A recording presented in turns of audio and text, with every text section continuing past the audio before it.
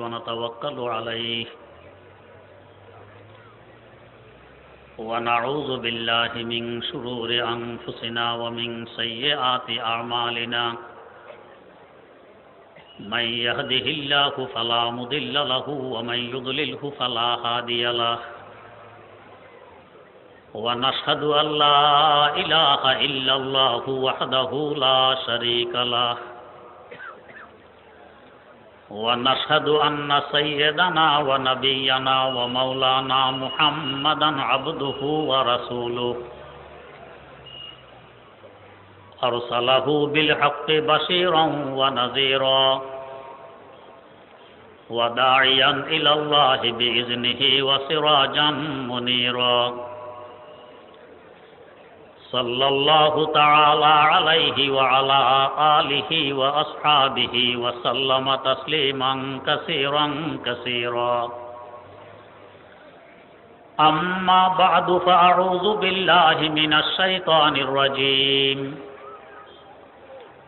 بسم الله الرحمن الرحيم من يطع الله ورسوله فقد فاز فوزا عظيما وقال تعالى فاسألوا أهل الذكر إن كنتم لا تعلمون صدق الله مولانا العظيم اللهم صل على سيدنا محمد وعلى آل سيدنا محمد كما صليت على سيدنا إبراهيم وعلى آل سيدنا إبراهيم إنك حميد مجيد اللهم بارك على سيدنا محمد وعلى آل سيدنا محمد كما باركت على سيدنا إبراهيم وعلى آل سيدنا إبراهيم إنك حميد مجيد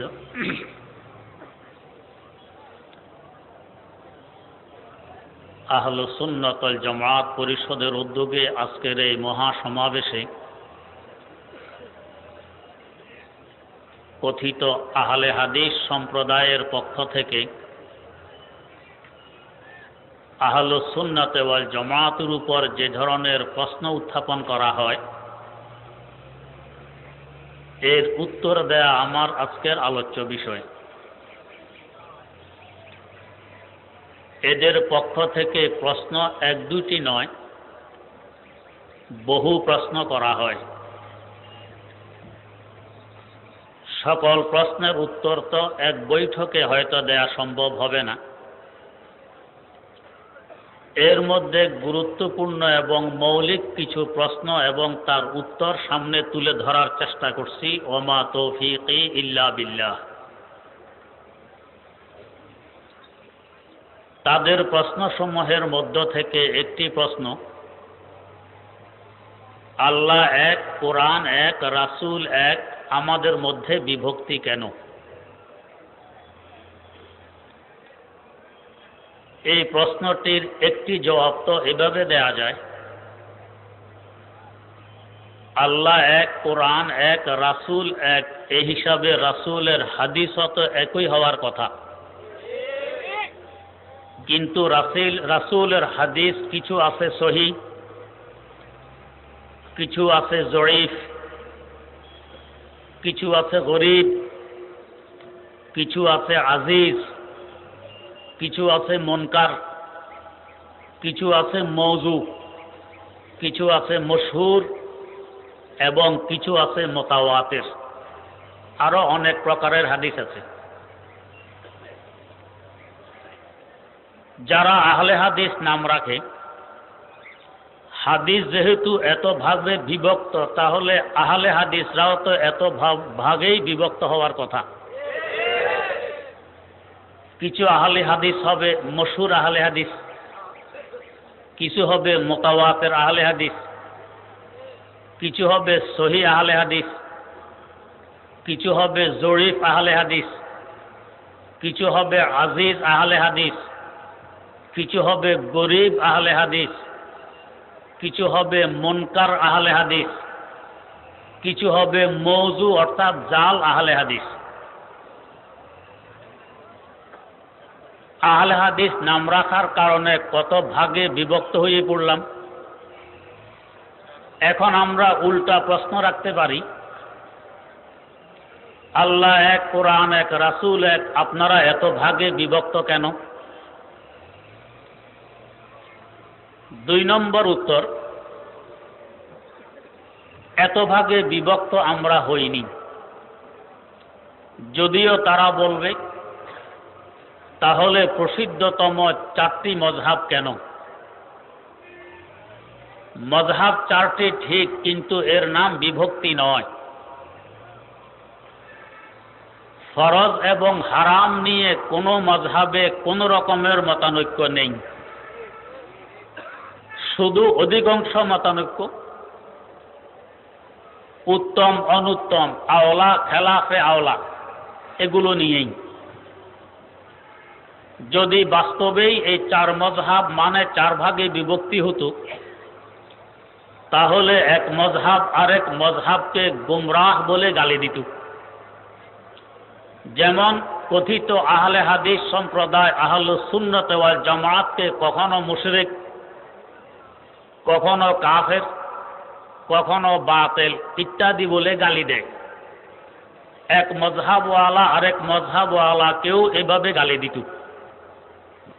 কিন্তু আজ পর্যন্ত নির্ভরযোগ্য কোনো কিতাবে একথা দেখাতে পারবে না যে এক মযহাবওয়ালা আরেক মযহাবওয়ালাকে গালি দেয়। বরং সকলেই সকলকে শ্রদ্ধার দৃষ্টিতে দেখে। কি পরিমাণ শ্রদ্ধা! শাফিঈ মযহাবের প্রবর্তক ইমাম শাফিঈ রাহিমাহুল্লাহ, তার দাদা উস্তাদ ইমামে আজম ইমাম আবু হানিফা রাহিমাহুল্লাহু তাআলার কবর জিয়ারত করতে এসে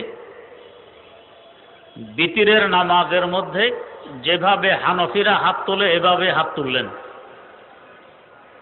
ওনার মযহাব এভাবে হাত তোলা নয়। জিজ্ঞেস করা হলো, আপনার নিজের মযহাব বাদ দিয়ে ইমামে আজম আবু হানিফা রাহিমাহুল্লাহু তাআলার মযহাব অনুযায়ী আজকে আমল করার কি কারণ? উত্তর দিলেন যে আমার দাদা উস্তাদ এত বড় একজন ইমামের কাছে এসে আমি তার মত অনুযায়ী আমল করব না, এতে আমার লজ্জা বোধ হয়। তার ইজ্জত রক্ষার্থে, তার সম্মানার্থে আমি তার মযহাব অনুযায়ী এখানে আমল করলাম। এবার আন্দাজ করুন এক মযহাবওয়ালা আরেক মযহাবওয়ালাকে কি পরিমাণ শ্রদ্ধা ভক্তি করে। অতএব এতটুকের নাম বিভক্তি নয়। হ্যাঁ, এখন যদি তারা পুনরায় প্রশ্ন উঠায়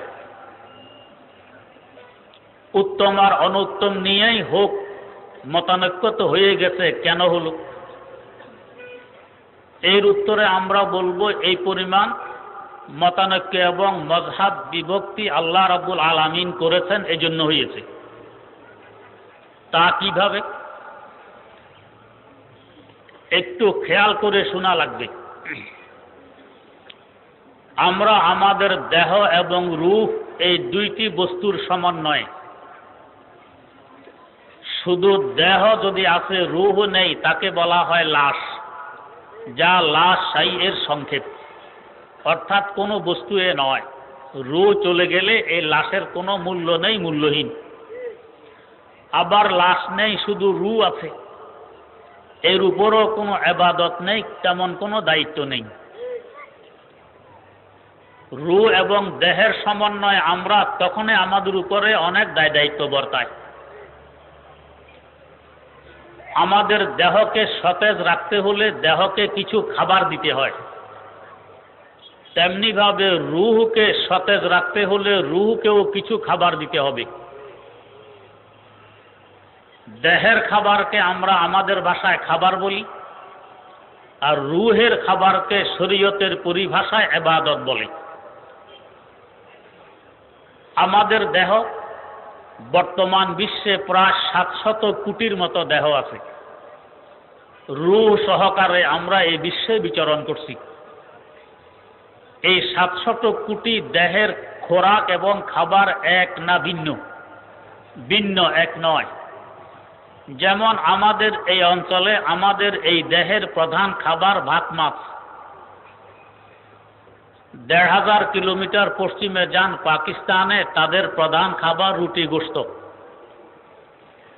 আরো 1500 কিলোমিটার পশ্চিমে যান আরব দেশের খাবার খেজুর, প্রধান খাবার। আরো পশ্চিমে ইউরোপ যান, তাদের প্রধান খাবার আলু। এক এক এলাকার দেহের জন্য এক এক ধরনের খাবার প্রযোজ্য। আমরা যদি শুধু খেজুর খেয়ে বাঁচতে চাই, আমাদের আমাশয় হয়ে যাবে, বাঁচতে পারবো না। আমাদের দেহকে সতেজ রাখতে হলে ভাত মাছ তরি তরকারি দিতে হবে। আবার যদি পাকিস্তানিদেরকে সবসময় ভাত মাছ দেয়া হয় খাওয়ার জন্য, দেহকে সতেজ রাখার জন্য, এরা ভাত মাছ খেয়ে দেহ সতেজ রাখতে পারবে না। সেখানে তন্দ্রা তন্দ্রা ভাব হবে, অলসতা ভাব আসবে। ওদের জন্য রুটি গোশতই প্রযোজ্য। এক এক এলাকার আবহাওয়া, এক এক এলাকার তাহজিব তামাদ্দুনের দিকে লক্ষ্য রেখে আল্লাহ পাক দেহের খোরাককে এভাবে ভাগ করে রেখেছেন। কোন এলাকার দেহের জন্য কোন খাবার প্রযোজ্য, আল্লাহর পক্ষ থেকে ওই এলাকার মানুষগুলো তাদের দেহের জন্য ওই খাবারই ব্যবহার করে থাকে। এখন যদি কেউ এই আওয়াজ উঠায়, দেহ সকলেরই এক, মানুষের দেহ, সৃষ্টিকর্তা এক, আল্লাহ রাব্বুল আলামিন। এই দুনিয়াতে আগমন করেছে এক পদ্ধতিতে, পিতামাতার মাধ্যমে। খাবার এত প্রকারের কেন হবে? সকলের প্রধান খাবার এক হইতে হবে। সারা দুনিয়ার মানুষের খাবার যদি এখন আলু বানিয়ে দেয়, আলু খেয়ে সকলেই বাঁচতে পারবে না। সকলের খাবার যদি খেজুর নির্ধারণ করা হয়, খেজুর খেয়ে সবাই বাঁচতে পারবে না। সকলের খাবার যদি ভাত মাছ নির্ধারণ করা হয়, ভাত মাছ খেয়ে সবাই বাঁচতে পারবে না, সমস্যা হবে। তাই এলাকা হিসাবে আল্লাহ পাকের পক্ষ থেকে খাবারগুলো ভাগ হয়ে গেছে।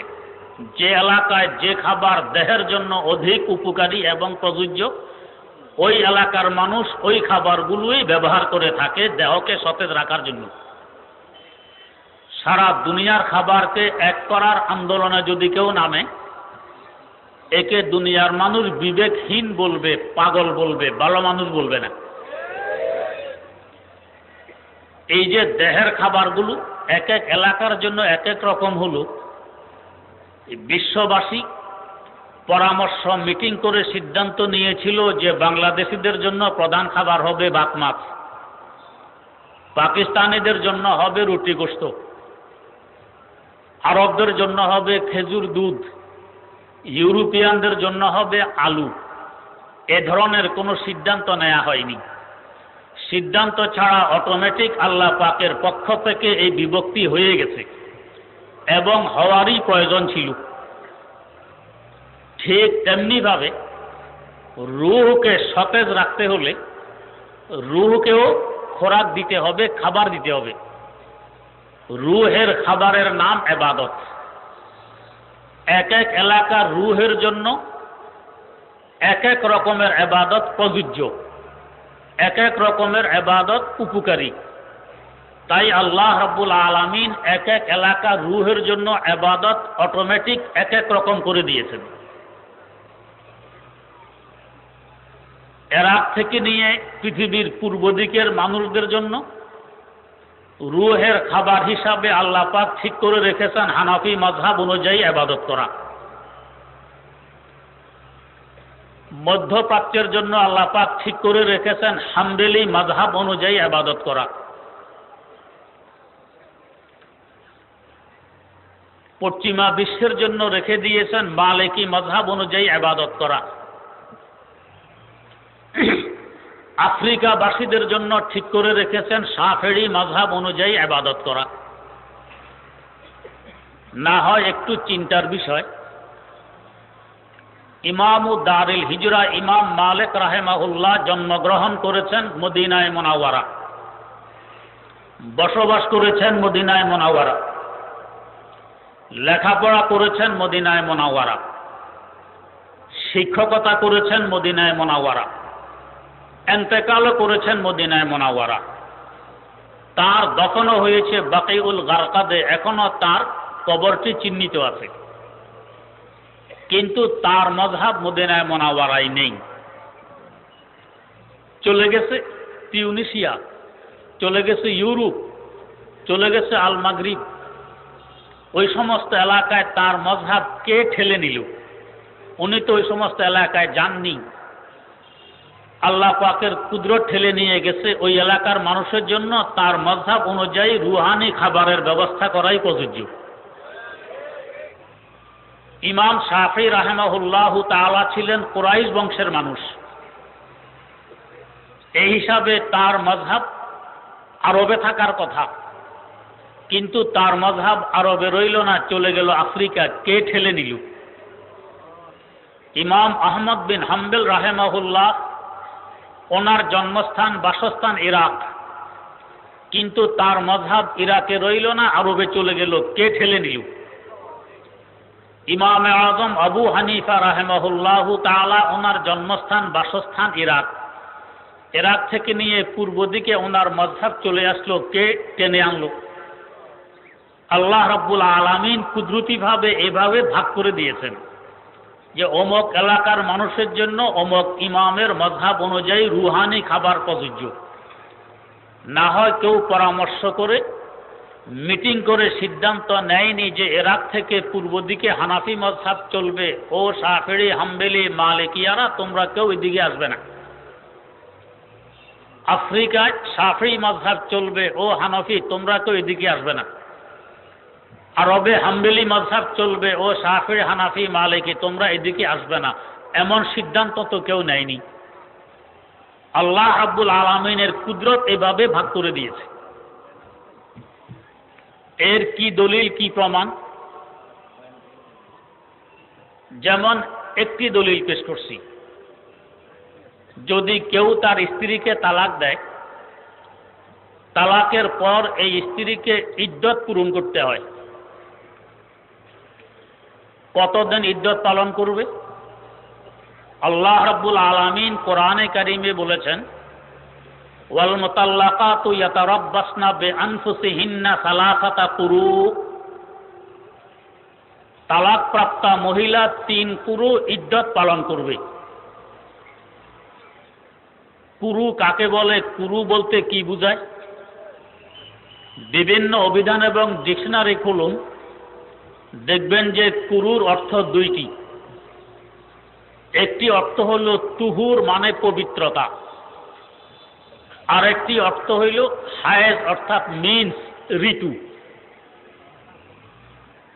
এখন কুরুর অর্থ হায়েজও হয়, তুহুরও হয়।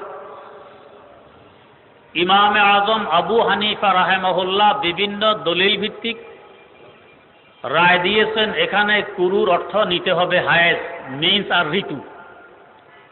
ইমাম শাফি রাহিমাহুল্লাহ কিছু দলিল ভিত্তিক রায় দিয়েছেন, এখানে কুরুর অর্থ নিতে হবে তুহুর অর্থাৎ পবিত্র অবস্থা।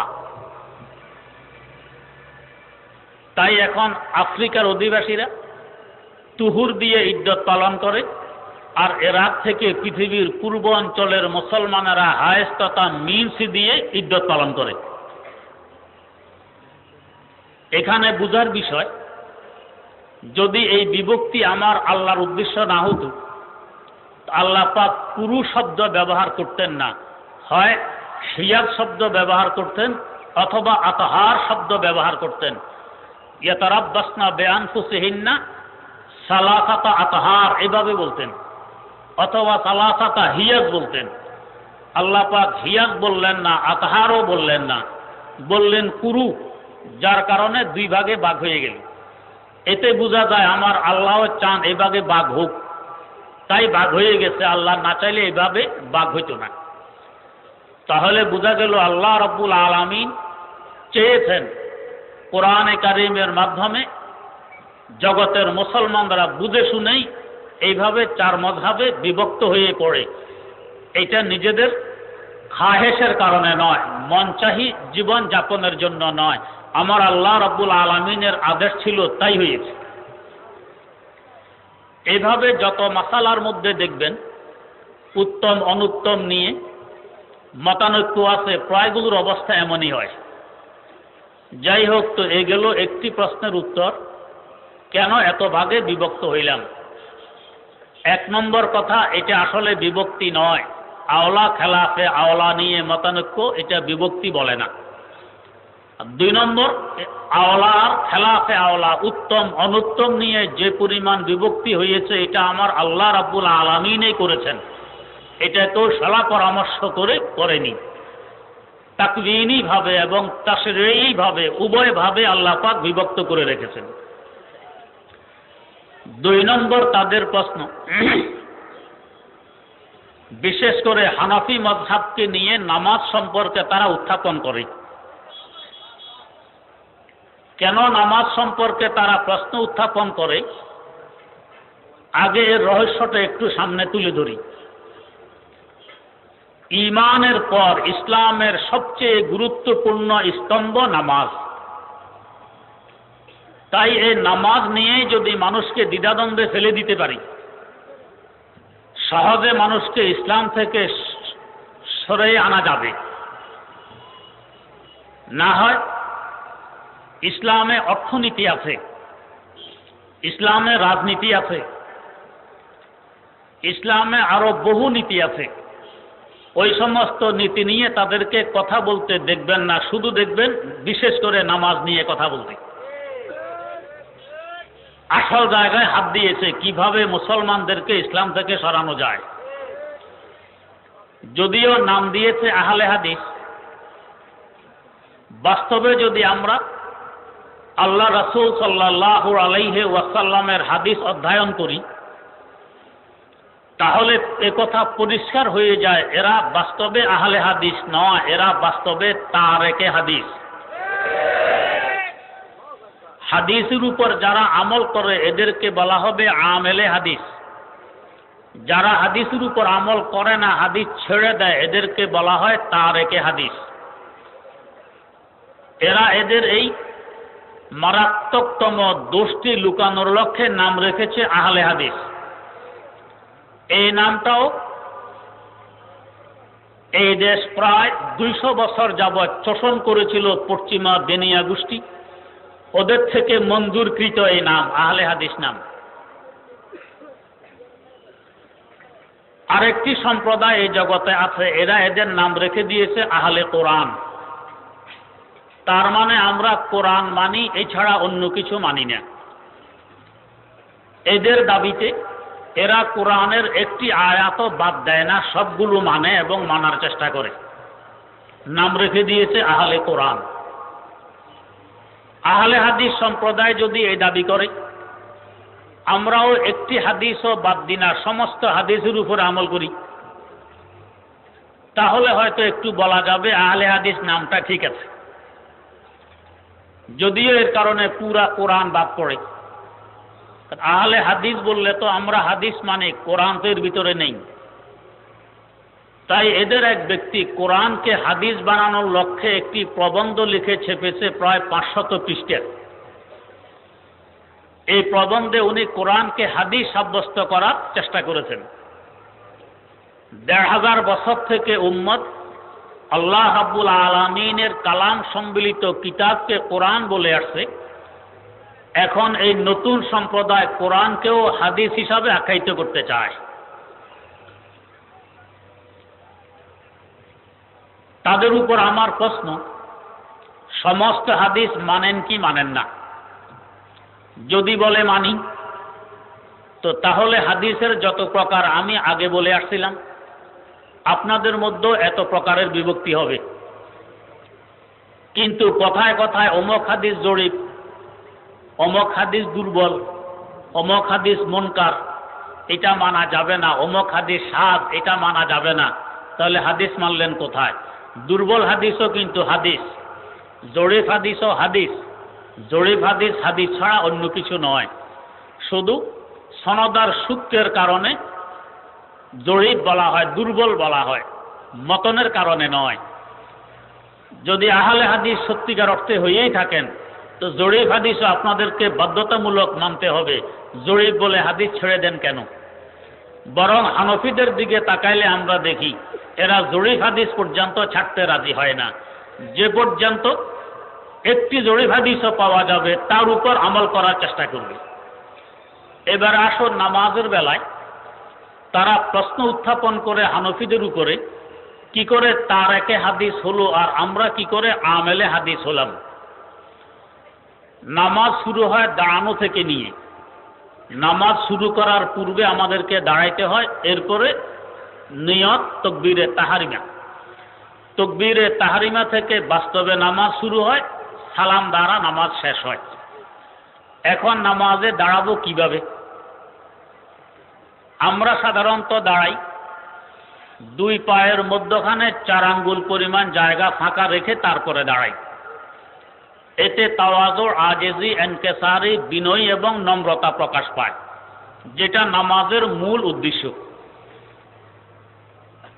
আহলে হাদিস নামধারী ভাইয়েরা এত ছোট হয়ে দাঁড়ায় না, দুই পাও দুই দিকে ছড়িয়ে দিয়ে তারপরে দাঁড়ায়। আমাদের বাংলা ভাষা বলে একটু চেগায়ে দাঁড়ানো। আর একটুও নয়, আপনার যতই সরবেন সে আরো চেগাবে। দুই দিকের মুসল্লি যদি সত্যি থাকে তার চেগানি যে পর্যন্ত আছে এ পর্যন্ত চেগাবে। এখন এখানে প্রশ্ন, চেগানোর কারণ কি, কেন চেগান? তারা এখানে একটি হাদিস পেশ করে। হাদিসটির অনুবাদ শুনলে আপনারাই বুঝতে পারবেন হাদিসের উপরে আমল করে নাকি আমল ছেড়ে দেয়, আমেলে হাদিস নাকি তারেকে হাদিস। হাদিসটি হলো আন নুমান ইবনে বাশীর قال سمعت رسول الله صلى الله عليه وسلم يقول لا تصبن صفوفكم أو لا يخالفن الله بين وجوهكم قال فرأيت الرجل منا يلزق منكبه بمنكب صاحبه وركبته بركبة صاحبه وكعبه بكعبه। বুখারী এবং মুসলিমে হাদিসটি উল্লেখ আছে। এই হাদিসটি বুখারী মুসলিম সহকারে বিভিন্ন হাদিসের কিতাবে তাসবিয়াতুস সুফুফ অধ্যায়ে উল্লেখ করা হয়েছে, সব সোজা করার অধ্যায়ে। তাহলে বুঝা গেল হাদিসটি সব সোজা করার ব্যাপারে, চেগায়ে দাঁড়াবে না খিচে দাঁড়াবে এই ব্যাপারে নয়। 2 নম্বর কথা, হাদিসের শেষ অংশে কাবাহু বেকাবিহি, একজনের পায়ের টাকনু আরেকজনের পায়ের টাকনুর সাথে মিলাবে। হাদিসের শব্দ হইল ইউলজিকু মানকাবাহু। এলজাক মানে হলো মিলানো, একজনের টাকনু আরেকজনের টাকনুর সাথে মিলানো। এই কথাটি হাদিসের শেষ অংশে। শুরু অংশে হইল ইউলজিকু মানকেবাহু বে মানকেবে সাহিবি, একজনের কাঁধ, মানকেব মানে কাঁধ, আরেকজনের কাঁধের সাথে মিলায়। ওয়া রুকবাতাহু বে রুকবাতিহি, একজনের হাঁটু আরেকজনের হাঁটুর সাথে মিলায়। এরপরে হলো একজনের পায়ের টাকনু আরেকজনের পায়ের টাকনুর সাথে মিলায়। এলজাকের আবিধানিক অর্থ হইল মিলানো, এই হিসাবে মিলায় বললাম। এবারে একটু বোঝার চেষ্টা করি।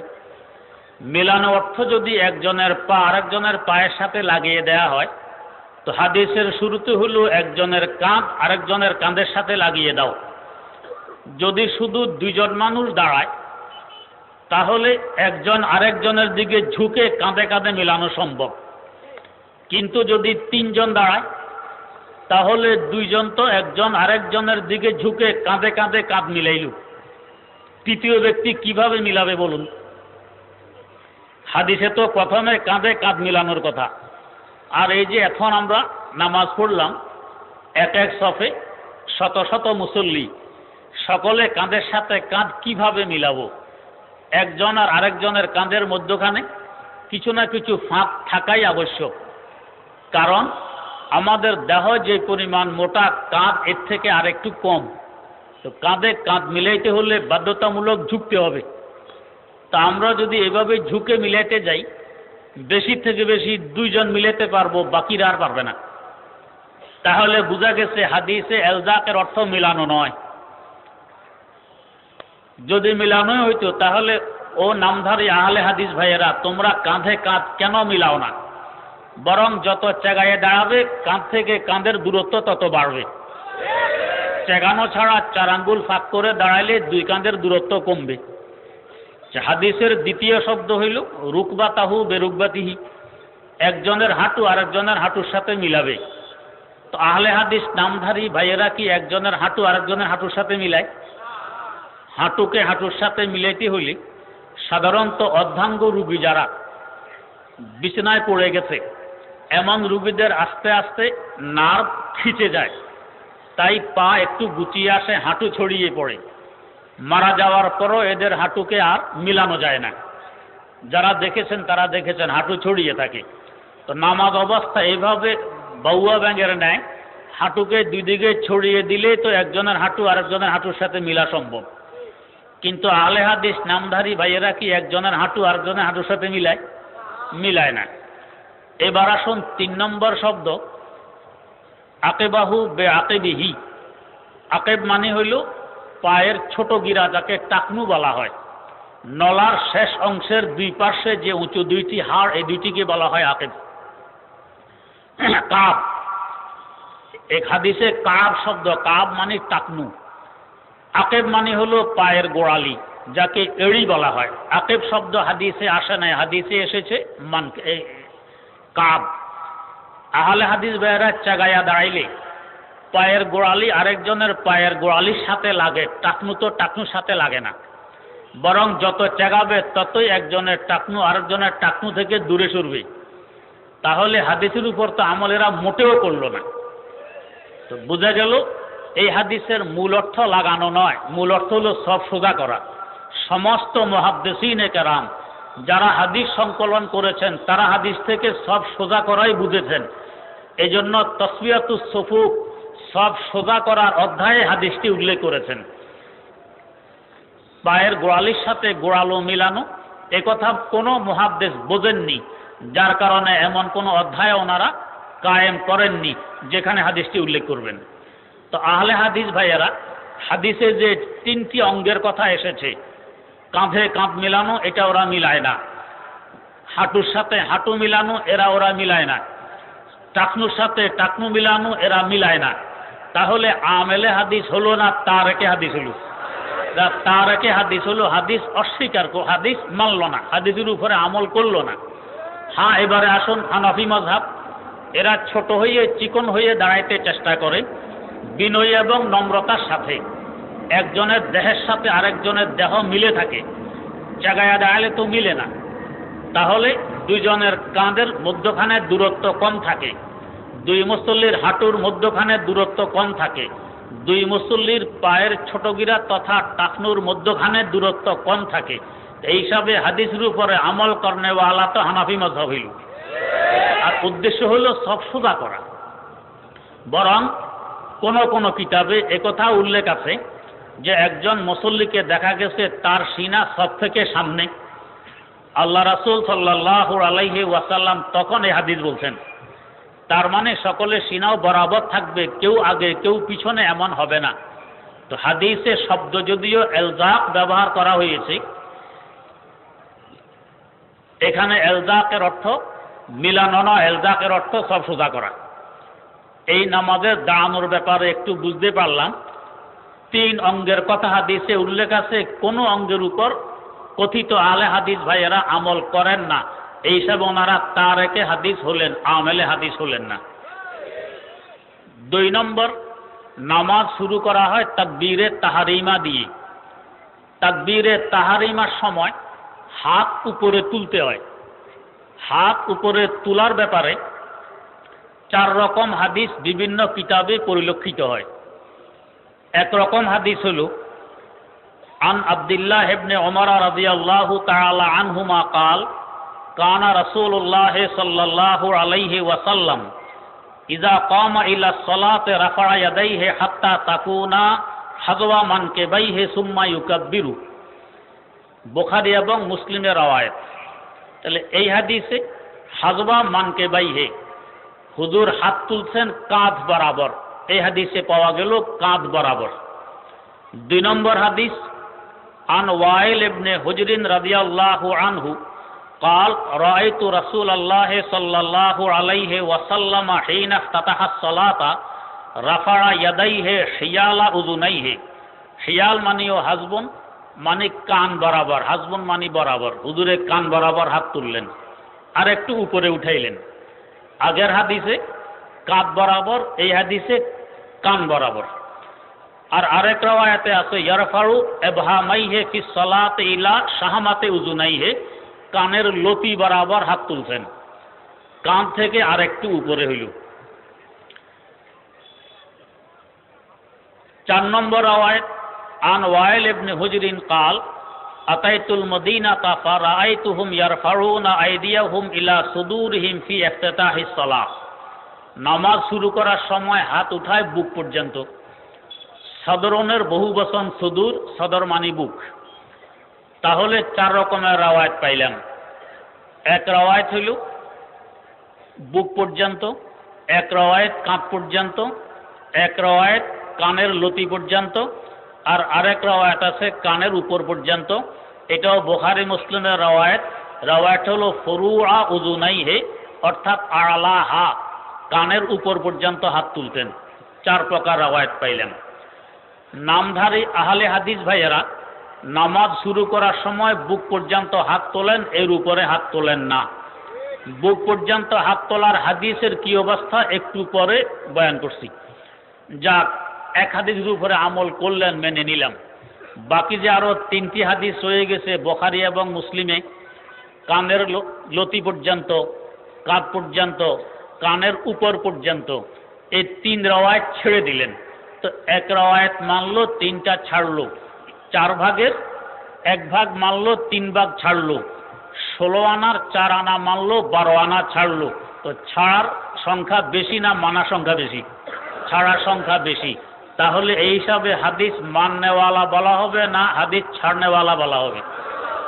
আমেলে হাদিস বলা হবে না তার একে হাদিস বলা হবে? তার একে হাদিস বলা হবে। হাদিস তো মানল না, ছেড়ে দিল। এবার আসুন একটু হানাফি মযহাবে। হানাফি মযহাব এমন একটি মযহাব, আল্লাহ রাসূল সাল্লাল্লাহু আলাইহি ওয়াসাল্লামের হাদিস দুর্বল হলেও যথাসাধ্য হাদিস যাতে বাদ না পড়ে আমল করার চেষ্টা এই মযহাবে করা হয়। তাই এই মযহাবে এমনভাবে হাত তোলার নিয়ম যে যাতে আমাদের বৃদ্ধাঙ্গুলির মাথা কানের লতি বরাবর হয়, এতে লতি বরাবর হাত তোলার হাদিসের উপর আমল হবে। অন্য আঙ্গুলগুলো কানের উপর পর্যন্ত বরাবর হবে। তাহলে কানের উপর পর্যন্ত হাত তোলার হাদিসের উপর আমল হইল। হাতের তালু কাঁধ বরাবর হবে, তাহলে কাঁধ বরাবর হাত তোলার হাদিসের উপরও আমল হলো। তাহলে 3 হাদিসের উপরে আমল করলো হানাফি মযহাবের পুরুষেরা, আর বুক পর্যন্ত হাত তোলার উপরে আমল করলো হানাফি মযহাবের নারীরা। তার মানে 4 হাদিসের উপরে আমল হয়ে গেল, একটাও বাদ পড়লো না। তাহলে এবার বলুন, হানাফি মযহাবরা বাস্তবে আহলে হাদিস কিনে? এরা না আমেলে হাদিস হইল, আর ওরা তারেকে হাদিস হইল। এরা হাদিসের উপরে আমল করলো, ওরা হাদিস ছেড়ে দিল। এবার আসুন, বুক পর্যন্ত হাত তোলার হাদিসের উপরে কেন হানাফি মযহাবের মহিলারা আমল করে, পুরুষরা করলে সমস্যা কিসের? এর কারণ হইল হযরত ওয়াইল ইবনে হুজর রাদিয়াল্লাহু তাআলা আনহু হাদিস রাওয়ায়াত করেন। মুআজামে তাবরানী আল কবীরে হাদিসটি উল্লেখ আছে যে মহিলারা হাত তুলবে তাদের স্তন পর্যন্ত। এই হাদিস দ্বারা বোঝা যায় বুক পর্যন্ত হাত তোলার হুকুমটা হলো মহিলাদের, আর বাকি কাঁধ, কানের লতি এবং কানের উপর পর্যন্ত হাত তোলার হাদিস হলো পুরুষের। এজন্য হানাফিরা মহিলাকে বুক পর্যন্ত হাত তুলতে বলে আর পুরুষদেরকে আরো উপরে তুলতে বলে। তাহলে এরা সকল হাদিসের উপরে আমল করনেওয়ালা হইল, আমেলে হাদিস হইল। আর ওরা তারেকে হাদিস হইল, আমেলে হাদিস হতে পারল না। দ্বিতীয় কারণ, মহিলাদের প্রত্যেকটি ক্ষেত্রে পর্দার লক্ষ্য রাখা হয় খুব গুরুত্বের সাথে, এটা ইসলামের বিধান।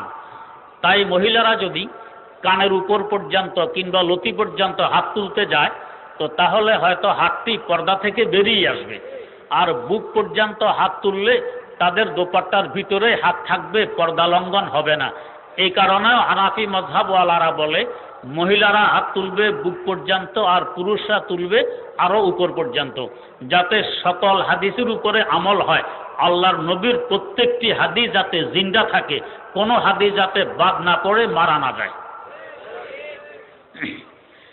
3 নম্বর প্রশ্ন, হাত তো তুললাম, এরপরে হাত রাখবো কোথায়? হাত তোলার পরে কি সোজা ছেড়ে দিব, না হাত বেঁধে রাখবো? এই হাতটি রাখবো কোথায়? এই সম্পর্কে 2 ধরনের হাদিস। 1 নম্বর হাদিস, আন হালাবিন রাদিয়াল্লাহু তাআলা আনহু قال কানা রাসূলুল্লাহ সাল্লাল্লাহু আলাইহি ওয়াসাল্লাম ইয়াউম্মুনা ফায়াখুযু শিমালাহু বিয়ামিনিহি। হযরত হালাব রাদিয়াল্লাহু তাআলা আনহু বলেন, হযরত রাসূল আকরাম সাল্লাল্লাহু আলাইহি ওয়াসাল্লাম ইমামত করে আমাদেরকে নামাজ পড়াইলেন। তিনি ওনার ডান হাত বাম হাতের উপর রাখলেন। তিরমিজি শরীফে হাদিসটি আছে। এই হাদিসটি নাসাই শরীফে আছে। সেখানে শব্দ হলো কাবেজা বেয়ামিনিহি আলা শিমালিহি, হুজুর ডান হাত দিয়ে বাম হাতকে ধরলেন। তো তাহলে তিরমিজির হাদিসে আছে ডান হাত বাম হাতে রাখলেন, নাসাইর হাদিসে আছে ডান হাত দিয়ে বাম হাতকে ধরলেন। 2 রকম হাদিস হইল। এবং হযরতে ইবনে মাসউদ রাদিয়াল্লাহু তাআলা আনহু থেকেও হাদিস রওয়ায়েত, উনি বর্ণনা করেন যে রাসূলুল্লাহ সাল্লাল্লাহু আলাইহি ওয়াসাল্লামকে আমি দেখেছি ফাওয়াদাআ ইয়াদাহুল ইয়ুমনা আলাল ইউসরা, ডান হাতকে বাম হাতের উপরে রেখে দিয়েছেন। তো একটা হলো রাখার হাদিস, একটা হইল ধরার হাদিস। এখন আমাদের কথিত আহলে হাদিস ভাইয়েরা ডান হাতের তালু বাম হাতের কোনোই বরাবর উপরে রেখে দেয়, ধরে না। আর আমাদের হানাফি মাযহাবে কিভাবে আমল করে? হানাফি মাযহাব বলে কনিষ্ঠ এবং বৃদ্ধাঙ্গুলি দিয়ে হাতকে ভালো করে ধরবে, আর অনামিকা মধ্যমা এবং তর্জনে দিয়ে হাতের উপর রেখে দিবে। তাহলে রাখার হাদিসের উপরও আমল হবে, ধরার হাদিসের উপরও আমল হবে। তো কথিত আল হাদিস ভাইয়েরা এক হাদিস ধরলেন আর এক হাদিস ছেড়ে দিলেন, অর্ধেক হাদিস মানলেন আর অর্ধেক ছেড়ে দিলেন। তো তাহলে আমেলে হাদিস হলো না, তার একে হাদিস হল। আর হানাফি মাযহাব একটাও ছাড়লো না, যে ধরার হাদিসের উপরও আমল করতে হবে অনামিকা মধ্যমার তর্জনে দিয়ে, আর ধরার হাদিসের উপর আমল করতে হবে কনিষ্ঠ এবং বৃদ্ধাঙ্গুলি দিয়ে ধরে, আর রাখার হাদিসের উপরে আমল করতে হবে অনামিকা তর্জনী এবং মধ্যমা আঙ্গুলি দিয়ে। উভয় হাদিসের উপরে আমল হয়ে যাবে। তাহলে হানাফি মাযহাবওয়ালারা উভয় হাদিসের উপরে আমল করলো, এরা আমেলে হাদিস হইল। আর ওরা একটা ছাড়লো একটা ধরলো, এই হিসাবে তার একে হাদিস হইল। এবারে প্রশ্ন, ধরার কথা বুঝলাম, হাত রাখবো কোথায়? হাত রাখার ব্যাপারে 2 ধরনের হাদিস। 1 ধরনের হাদিস হইল আন ওয়াইল ইবনে হুজর আন আবিহি قال রাআইতু النبي সাল্লাল্লাহু আলাইহি ওয়াসাল্লাম ইয়াযাউ ইয়ামিনাহু আলা শিমালিহি ফিস সালাতে তাহাতা সুররা। মুসান্নাফে ইবনে আবি শায়বাতে হাদিসটি বর্ণিত আছে। মুসান্নাফে ইবনে আবি শায়বা, উনি হযরত আবু বকর ইবনে আবি শায়বা ইমাম বুখারী রাহিমাহুল্লাহু তাআলার উস্তাদ, এবং তার সংকলিত এই আল মুসান্নাফ নামী কিতাবটি বর্তমানে শুধু হাদিস ছেপে আসছে 25 খণ্ডে, তার সিরাত সহকারে 30 খণ্ডে ছেপে আসছে। আমার কাছেও কিতাবটি আছে। শায়েখ আউয়ামার তাহকিক সহ হাদিসের কিতাবটি আমাদের সামনে আছে। তো এই কিতাবের মধ্যে উল্লেখ আছে যে নাভির নিচে হাত রাখতেন আল্লাহ রাসূল সাল্লাল্লাহু আলাইহি ওয়াসাল্লাম। তেমনিভাবে ইমাম বুখারী রহমতুল্লাহ আলাইহির আরেকজন উস্তাদ তরজুমানু আহলি সুন্নাত ওয়াল জামাআ, হাম্বলি মযহাবের প্রবর্তক ইমাম আহমদ বিন হাম্বল রাহিমাহুল্লাহু তাআলা, তার সংকলিত হাদিসের কিতাব আল মুসনাদ, এই কিতাবটি ছেপে এসেছে আমাদের কাছে এখন 53 খণ্ডে। এই কিতাবের মধ্যে হযরতে আনাস রাদিয়াল্লাহু তাআলা আনহু, হযরতে আলী মুর্তাজা রাদিয়াল্লাহু তাআলা আনহু, হযরত আবু হুরায়রা রাদিয়াল্লাহু তাআলা আনহু, এই 3 জন সাহাবী থেকে হাদিস বর্ণিত যে হুজুর নামাজের মধ্যে হাত বেঁধেছেন তাহাতা সুররা, সুররা মানে নাভি, তাহাত মানে নিচে, তাহাতা সুররা মানে নাভির নিচে। তাহলে নাভির নিচে হাত বাঁধার হাদিস কয়েকটি পাইলাম। এবং সহি সনদ দ্বারা প্রমাণিত। আর বুকের উপর হাত বাঁধার হাদিস সহি ইবনে খুজাইমা নামে কিতাবে উল্লেখ আছে। যদি এই হাদিসকে আমরা সহি হিসাবে মেনে নেই, তাহলে এক হাদিসের উপরে তারা আমল করলো, বুকে হাত বাঁধলো, আর নাভির নিচে হাদিসের উপরে আমরা পুরুষরা আমল করলাম, নাভির নিচে হাত বাঁধার হাদিস জিন্দা রইল। আর হানাফি মজহাবের নারীরা বুকের উপর হাত বাঁধবে, তাই বুকের উপর হাত বাঁধার হাদিসটিও জিন্দা রইল। তো উভয় হাদিস জিন্দা রাখলো হানাফি মজহাবওয়ালারা। কোনো হাদিস পুরুষের মাধ্যমে জিন্দা রইল, কোনো হাদিস নারীর মাধ্যমে জিন্দা রইল। তাহলে উভয় হাদিসটি জিন্দা এবং আমলে পরিণত হইল। আহলে হাদিস এবং আমেলে হাদিস এই হিসাবে কারা হয়? হানফিরা হয়। আর ওরা এক হাদিস ধরলো, পুরুষ নারী সকলেই বুকে বাঁধলো, নাবির নিচের হাদিস ছেড়ে দিল, তাহলে তারা তারেকে হাদিস হলো, আমেলে হাদিস হইল না। এবারে প্রশ্ন, পুরুষরা কেন বুকের উপর বাঁধে না, নারীরা বুকের উপর বাঁধবে? নারীরা নাবির নিচে, পুরুষেরা বুকের উপরে বাঁধলে সমস্যা কি? এখানেও ওই কথাটি আসবে যে নামাজের মধ্যে বিনয় এবং নম্রতা সহকারে দাঁড়াইতে হয়। কারণ আমি কার দরবারে দাঁড়াইছি একটু লক্ষ্য রাখা উচিত। আমি আল্লাহ রাব্বুল আলামিনের দরবারে দাঁড়াইয়াছি। বুকের উপর যদি একেবারে বাহাদুরের ন্যায় হাত বাঁধা হয়, এটা বিনয় আর নম্রতা পরিপন্থী হয়। এই জন্য হানাফি মজহাব পুরুষদের জন্য ওই হাদিসকে আমল করতে বলা হয়েছে, যে হাদিসে নাভির নিচে হাত বাঁধলে বিনয় আর নম্রতা অধিক প্রকাশ পায়। আল্লাহ পাকের দরবারে এভাবে দাঁড়াইতে হয়। আর নারীদের যেহেতু পর্দা লক্ষ্য রাখতে হয়, তাই নাভির নিচে হাত বাঁধার তুলনায় তারা বুকের উপর বাঁধবে। এখানে আর একটু কথা বুঝার আছে। যদিও সহি ইবনে খুজাইমা নামী হাদিসের কিতাবে বুকের উপর হাত বাঁধার হাদিসটি আছে, এই হাদিসটি আরো কয়েকটি কিতাবে উল্লেখ আছে, সেখানে আল্লাহ সদর শব্দ নেই, বুকের উপর কথা নেই। সব সনদ সহকারে এখানে বর্ণনা করা তো সম্ভব নয়। আমি কয়েকটি সনদ আপনাদের সামনে তুলে ধরছি। এই সনদ আর সূত্রগুলোতে আল্লাহ সদর বুকের উপরে কথা নেই। হাদিস কিন্তু ওইটি যে হাদিস ইমাম ইবনে খুজাইমা সহি ইবনে খুজাইমায় উল্লেখ করেছেন। যেমন 1 নম্বর, আব্দুল্লাহ ইবনে ওয়ালিদ আন সুফিয়ান আন আসিম ইবনে কুলাইব আন আবিহি আন আবি ওয়াইল ইবনে হুজর। এই সনদ দে হাদিস উল্লেখ আছে মুসনাদে আহমদ বিন হাম্বল নামী কিতাবে। এখানে আল্লাহ সদরের কথা উল্লেখ নেই, শুধু হাত বাঁধার কথা উল্লেখ আছে। 2 নম্বর, জায়েদা আন আসিম ইবনে কুলাইবিন আন আবিহি আন ওয়াইল ইবনে হুজুরিন।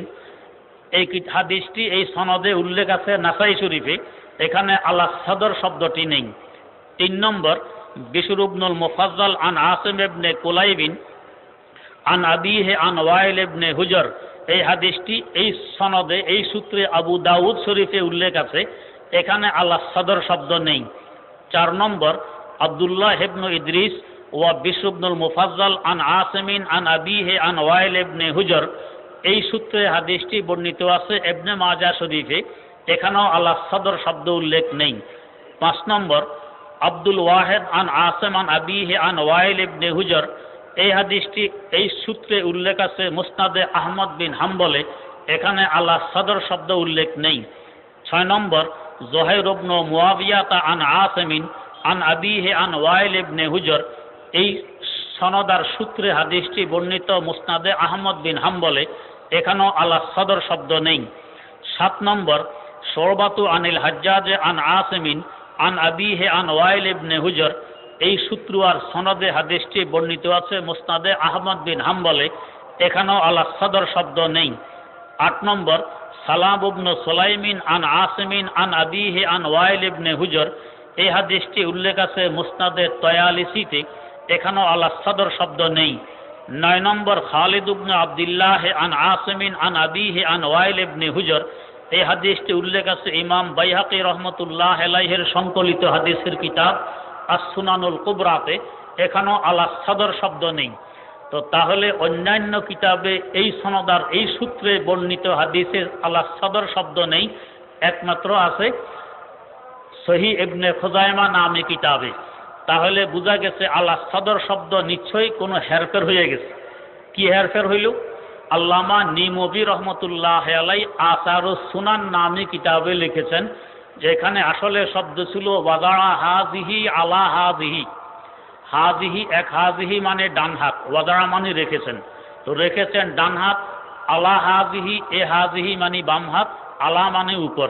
হুজুর ডান হাতকে বাম হাতের উপর রেখেছেন। এখানে শেষের আলা হাজিহির হাজিহি কোনো কাতেবে, আগে তো আর ছাপানো হইতো না, হাতে লিখতো।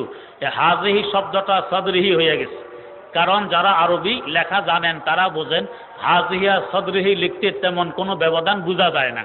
তো হাজিহিকে সদরিহি লিখে ফেলছে, এখান থেকে সদরিহি শুরু হয়ে গেছে, না হয় আসল হাদিসে সদরিহি নেই। 2 নম্বর কথা, ইবনে খুজাইমার এই হাদিসটি হাদিসে শায।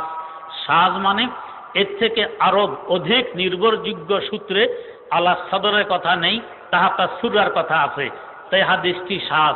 এই জন্যই হাদিসটি মানার মতো নয়, আমল করার মতো নয়। তো আমল করার মতো নয় এমন একটি হাদিস, যে হাদিসে এই শব্দের পরিবর্তে আরেকটি শব্দ ছিল, এমন সংঘাতিক একটি হাদিসকে তারা নিয়ে সকলেই বুকের উপরে হাত বাঁধে। আর সন্দেহবিহীন হাদিসের উপরে হানফি মাযহাবওয়ালারা আমল করে, পুরুষেরা নাভির নিচে হাত বাঁধে। তাহলে এবারে বলুন, তারেকে হাদিস কে আর আমেলে হাদিস কে? তাহলে হানাফি মাযহাবওয়ালারা আমেলে হাদিস, আর আহলে হাদিস নামধারীরা তারেকে হাদিস। আর একটি দলিল নেই তারা যে তারেকে হাদিস, সেটা হইল রুকুতে যাওয়ার সময় এবং রুকু থেকে উঠার সময় এরা হাত তোলে, হানাফি মাযহাবওয়ালারা হাত তোলে না। হাত না তোলার হাদিসটি হযরতে ইবনে মাসউদ রাদিয়াল্লাহু তাআলা আনহু থেকে বর্ণিত। ইবনে মাসউদ এমন একজন সাহাবী যার শানে আল্লাহ রাসূল সাল্লাল্লাহু আলাইহি ওয়াসাল্লাম বলে গেছেন, তোমরা যদি কোরআন শিখতে চাও তাহলে এই ইবনে মাসউদ থেকে শিখবে। আন্দাজ করুন কি পরিমাণ আস্থা এবং নির্ভর থাকলে আল্লাহ রাসূল এই কথা বলতে পারেন ইবনে মাসউদ থেকে শিখবে। হযরতে ওমর রাদিয়াল্লাহু তাআলা আনহু ইবনে মাসউদ রাদিয়াল্লাহু আনহুকে কুফায় পাঠাইলেন ইলম শেখানোর জন্য, দ্বীন শেখানোর জন্য, এবং সাথে একটি চিঠি লিখে দিলেন। সেখানে লিখলেন যে আমি ইবনে মাসউদের মুখাপেক্ষী, তারপরও আমার থেকে তোমাদেরকে অগ্রাধিকার দিয়ে ইবনে মাসউদকে তোমাদের কাছে পাঠিয়ে দিলাম। হযরতে আলী মুরতাজা রাদিয়াল্লাহু তাআলা আনহু কুফায় গিয়ে দেখলেন কুফা ইলমে ভরপুর।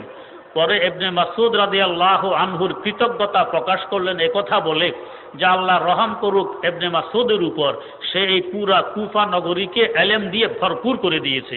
সে ইবনে মাসউদ রাদিয়াল্লাহু তাআলা আনহু বর্ণনা করেন, তো আল্লাহ রাসূলকে যেভাবে নামাজ পড়তে দেখেছি আমি কি সেভাবে তোমাদেরকে নামাজ পড়ে দেখাবো?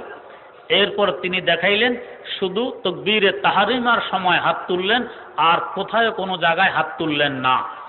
এই হাদিসের উপরে হানাফি মাযহাবওয়ালারা আমল করে। আর কথিত আহলে হাদিস ভাইয়েরা রুকুতে যাওয়ার সময় এবং রুকু থেকে উঠার পরেও হাত তোলেন। ওনারা দলিল দেন হযরত ইবনে ওমর রাদিয়াল্লাহু তাআলা আনহুর একটি হাদিস দিয়ে, যে ওনার থেকে এই রওয়ায়াত আছে, আমরা অস্বীকার করি না, রুকুতে যাওয়ার সময় এবং রুকু থেকে উঠার পরে কান পর্যন্ত হাত তোলা আছে ওনার থেকে রওয়ায়াত। কিন্তু প্রশ্ন, হযরতে ইবনে ওমর রাদিয়াল্লাহু তাআলা আনহুর 2 জন প্রসিদ্ধতম ছাত্র, একজন ইমাম মুজাহিদ যাকে রঈসুল মুফাসসিরিন বলা হয়, তাফসীর কিতাবে ওনার উদ্ধৃতি দেখবেন অনেক বেশি। আরেকজন ইমাম নাফি রাহিমাহুল্লাহ, ইমামুদ দারুল হিজরা ইমাম মালিক রহমতুল্লাহ আলাইহির উস্তাদ, যার কবরও ইমাম মালিক রহমতুল্লাহ আলাইহির কবরের পাশে বাকিউল গারকাদে এখনো চিহ্নিত আছে। এই 2 জন প্রসিদ্ধতম ছাত্র হযরতে ইবনে ওমর রাদিয়াল্লাহু তাআলা আনহু, তারা বলেন আমরা আমাদের উস্তাদ ইবনে ওমরকে হাত তুলতে কখনো দেখিনি। বরং ইমাম মুজাহিদ তো বলেন আমি দীর্ঘ 14 বছর ওনার সাথে ছিলাম, কখনো হাত তুলতে দেখিনি। এখন প্রশ্ন, উনি নিজে হাত তোলেন না কিন্তু হাদিস রওয়ায়াত করলেন, হাত তোলার ব্যাপারটা কি? এর ব্যাপার হইল, ইসলামের প্রথম দিকে নামাজের মধ্যে অনেক কিছু জায়েজ এবং বৈধ ছিল, আস্তে আস্তে অনেক কিছু রহিত হয়ে গেছে। যেমন শুরুর দিকে নামাজে কথা বলা বৈধ ছিল, কেউ যদি জমাত শুরু হওয়ার পরে আসতো জিজ্ঞেস করতো ভাই কয় রাকাত হয়ে গেছে, কথা বলতো। এরপরে কথা বলা নিষেধ। নামাজে সালাম দেওয়া, সালামের উত্তর দেওয়া বৈধ ছিল, এরপর এটাও নিষেধ হলো, রহিত হইল। সালামের সময় হাত উঠানো নামাজে ছিল, এটা রহিত হইল। সিজদার সময় হাত উঠানোর কথা নামাজে ছিল, এটা রহিত হইল। রুকুর সময় হাত উঠানোর কথা নামাজে ছিল, এটাও রহিত হইল। শেষমেশ রয়ে গেল শুধু তাকবীরে তাহরিমার সময় হাত উঠানোর কথা, আর বাকি সব রহিত হয়ে গেছে। তো রহিত হওয়ার আগের ঘটনা উল্লেখ করতেছেন ইবনে ওমর রাদিয়াল্লাহু তাআলা আনহু। আর উনি আমল করতেন না, কারণ জানেন রহিত হয়ে গেছে, তাই নিজে আমল করতেন না। এই জন্য তার প্রসিদ্ধতম দুই ছাত্র বলেন, আমাদের ওস্তাদকে আমরা হাত তুলতে দেখিনি। তো তাহলে এবার বোঝা গেছে বাস্তবে হাত তোলার হাদিস একটি রইল হযরত ইবনে মাসউদ রাদিয়াল্লাহু তাআলা আনহু। এর উপরে আমল করে হানাফি মাযহাবওয়ালারা, আর ওরা এর উপরে আমল করে না। আমল করে এমন একটি হাদিসের উপর যে হাদিসটি রহিত হয়ে গেছে, আল্লাহর রাসূলের শেষ জামানায় এই হাদিসের উপরে আমল করেননি, ওই একটা হাদিস তুলে এনে আমল করা আরম্ভ করছে। তাহলে কারা আমেলে হাদিস হলো আর কারা তারেকে হাদিস হলো? বোঝা গেল হানাফি মাযহাবওয়ালারাই আমেলে হাদিস, হাদিসের উপরে আমল করে, আর আহলে হাদিস নামধারী ভাইয়েরা তারেকে হাদিস, এরা হাদিসের উপরে আমল করে না, বরং হাদিস ছেড়ে দেয়। আজান মনে হয়ে গেছে চতুর্দিকে। আরেকটি কথা বলে শেষ করতেছি। হাদিসের উপরে আমল করার দাবি রাখে ঠিক, কিন্তু হাদিস বুঝতে হলে যে তাকলিদ এবং মযহাব মানা অপরিহার্য, এই কথা বুঝে না আসার দরুন হাদিস বুঝার মধ্যে কি পরিমাণ ভুল করে একটু আন্দাজ করুন। যেমন আমাদের উপরে আরেকটি প্রশ্ন করে, তারাবি তোমরা কেন 20 রাকাত পড়ো, আমরা তো 8 রাকাত পড়ি। এরা 8 রাকাতের সপক্ষে যেই দলিল হিসাবে একটি হাদিস পেশ করে, হাদিসটি বুখারী শরীফে উল্লেখ আছে, কিন্তু এই হাদিসে তারাবি শব্দ নেই। আর আমরা 20 রাকাতের ব্যাপারে যে সমস্ত হাদিস, 20 রাকাতের ব্যাপারে যে সমস্ত আসার, 20 রাকাতের ব্যাপারে তাবেঈদের যে সমস্ত ফতোয়া উল্লেখ করি, এই হাদিস, আসার এবং ফতোয়াগুলিতে তারাবি শব্দ উল্লেখ আছে। তাহলে বোঝা গেছে তোমাদের 8 রাকাতের নামাজ এটা আসলে তারাবি নয়, এটা তাহাজ্জুদের নামাজ। এই জন্য ইমাম বুখারী রহমতুল্লাহ আলাইহি হাদিসটি তাহাজ্জুদের অধ্যায়ে উল্লেখ করেছেন, কিয়ামুল লাইল অধ্যায়ে উল্লেখ করেছেন, আর এক জায়গায় তারাবি অধ্যায়ে উল্লেখ করে হাদিসের মধ্যে তারাবি শব্দ উল্লেখ করতে পারেননি। তাহলে বোঝা গেছে হাদিসটি তারাবির নয়, এই হাদিসটি হলো তাহাজ্জুদের। এই হাদিসটি বুঝার মধ্যে কেমন ভুল করে একটু আন্দাজ করুন। যেমন এই হাদিসটি হযরত আয়েশা সিদ্দিকা রাদিয়াল্লাহু তাআলা আনহা থেকে বর্ণিত। আন আবি সালামা ইবনে আব্দুর রহমান আন্নাহু সাআলা আয়েশা রাদিয়াল্লাহু আনহা কাইফা কানাত সালাতু রাসূলিল্লাহ সাল্লাল্লাহু আলাইহি ওয়াসাল্লাম ফি রমাদান। তো রমজান মুবারকে হুজুরের নামাজের ধরন কেমন ছিল, কত রাকাত পড়তেন, এই প্রশ্ন নয়। প্রশ্ন হলো কাইফিয়ত সম্পর্কে, ধরন সম্পর্কে নামাজ কেমন ছিল। হযরত আয়েশা সিদ্দিকা রাদিয়াল্লাহু তাআলা আনহা উত্তর দিলেন, কালাত মা কানা ইয়াজিদু ফি রমাদান ওয়ালা গায়রিহি আলা 11 রাকাতান। হুজুর রমজান এবং রমজানের বাইরে 11 রাকাতের বেশি পড়তেন না। তাহলে এই হাদিসে হযরত আয়েশা রমজানের বাইরের 11 মাসকে শামিল করলেন। বোঝা গেল সামনে যে নামাজের কথা উনি বলতেছেন, এই নামাজটি রমজান এবং রমজানের বাইরে পুরা 12 মাসেই পড়া হয়। এটা শুধু রমজানের নামাজ নয়। শুধু রমজানের হলে তাহাজ্জুদ হইতো না, তারাবি হইতো। যা রমজান এবং রমজানের বাইরের নামাজ, এটা হলো তাহাজ্জুদ। যদি এই নামাজটি তারাবি হয়ে থাকে, তাহলে হাদিস ভাইদের কাছে আমার প্রশ্ন, তাহলে হযরত আয়েশা তো রমজানের বাইরে 11 মাসের কথাও বললেন, আপনারা বাকি 11 মাসে তারাবি কেন পড়েন না? 2 নম্বর কথা, হযরত আয়েশা বলতেছেন ইউসাল্লি 4 রাকাতিন, হুজুর এক সালামে 4 রাকাত পড়তেন। আমার আহলে হাদিস ভাইদের কাছে প্রশ্ন, আপনারা তারাবি 2 রাকাত পড়ে সালাম কেন ফিরান? যে হাদিস দিয়ে তারাবির নামাজ 8 রাকাত হওয়ার দলিল দেন, ওই হাদিসে তো একসাথে 4 রাকাতের কথা আছে, আপনারা কেন 2 রাকাতের পরে সালাম ফিরান? 3 নম্বর, এই হাদিসের মধ্যে তো জমাতের কথা নেই, হুজুরে নামাজ পড়তেন এই কথা আছে, আপনারা তারাবি কেন জমাতের সাথে পড়েন? 4 নম্বর কথা, এই হাদিসের শেষের দিকে আছে সুম্মা ইউসাল্লি সালাসান, এরপরে হুজুর 3 রাকাত পড়তেন বিতির। তাহলে এই বুখারীর হাদিস দ্বারা বিতির 3 রাকাত প্রমাণিত হয়, তো আপনারা 1 রাকাত কেন পড়েন? তাহলে এই এক হাদিসের মধ্যে কতগুলো সমস্যা আপনারা দেখলেন।